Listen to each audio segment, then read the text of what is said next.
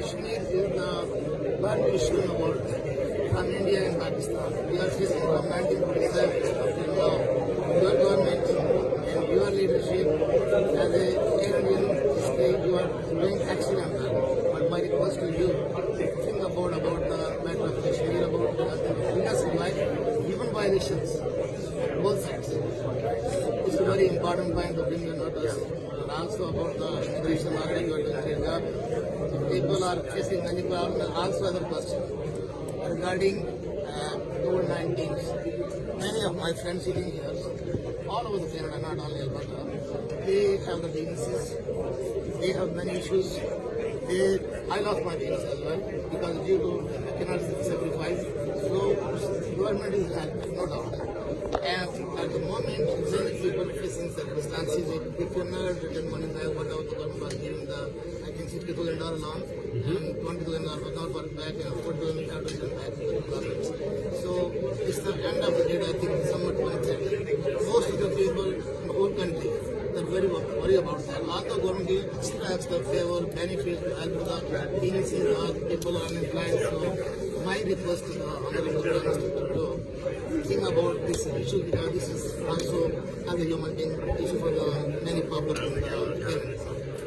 As you know, we stepped up hugely to support businesses during the pandemic, and we managed to keep people in their jobs. We managed to keep people with food on their table at a time that was very, very dangerous and scary. And quite frankly, we got through the pandemic not just with the better health outcomes, but with better economic outcomes than most other countries.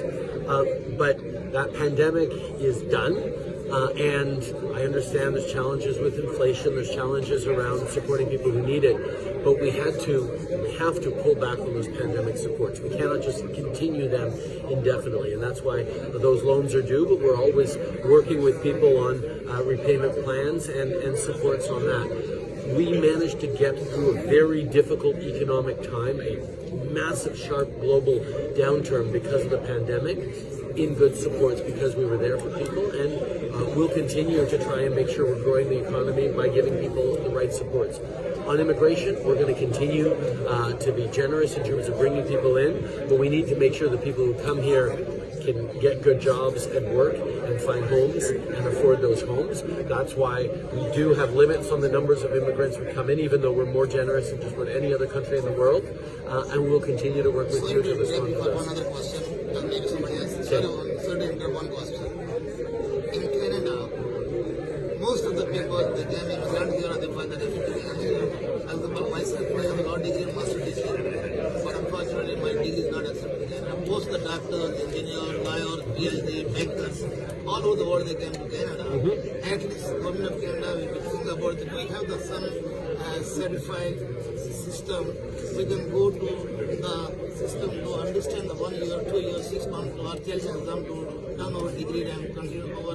Because if you go to the hospitals, 10 hours, 15 hours, we are doing doctors, I entirely agree. labor jobs. And that's why we're putting such pressure on the provincial governments to make sure that they're recognizing foreign credentials, that the provincial medical bodies and Corps of Engineers and boards do a better job of giving people pathways quickly to be able to get their credentials recognized. We have to make sure that people are at the level, because you don't want to walk in to a hospital room and say, oh, I only want the Canadian trained doctor because that person was trained elsewhere isn't as good.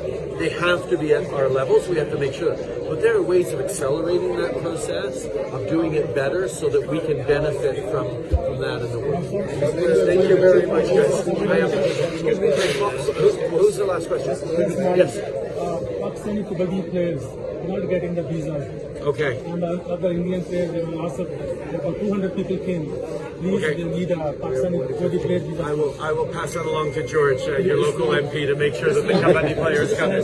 Thank you, Prime Minister. I know you spent a lot